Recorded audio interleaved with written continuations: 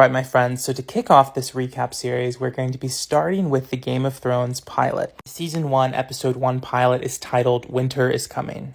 So what I'm going to do is I'm going to rewatch it. I'm going to take notes, the Succession preview's on right now, and then I will come back for the recap. Are you ready? All right, it's showtime. I'll see you guys when the episode's over.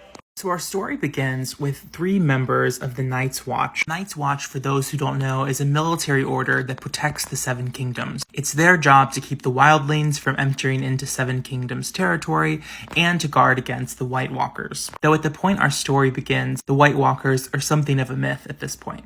Although from a certain prequel show, we might know that the prophecy of the White Walkers has kind of been handed down for a while. Our story begins with these 3 members of the Night's Watch who are going into the forest beyond the wall to investigate. The group that's sent to investigate consists of Sir Waymar Royce, Will, and Garrett.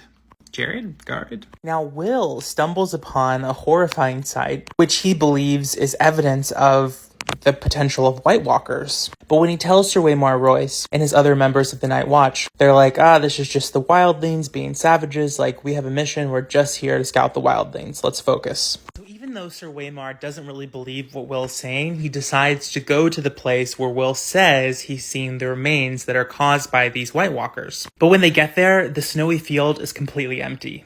Spooky. This further leads doubt to the suspicion that White Walkers are alive. What follows is an incredibly unsettling sequence in which what appears to be deceased people come back to life with these blue lights in their eyes and take out the whole party except for Will, who escapes. Now, Will is the famous deserter that starts the whole Game of Thrones story in motion. He's portrayed by the British actor Bronson Webb. In a moment of fear or desperation or just pure terror, Will decides to abandon his post on the Night Watch and run for his life, thereby making him a deserter, which is like the one thing that the Night's Watch people cannot do. You're not allowed to desert or else they...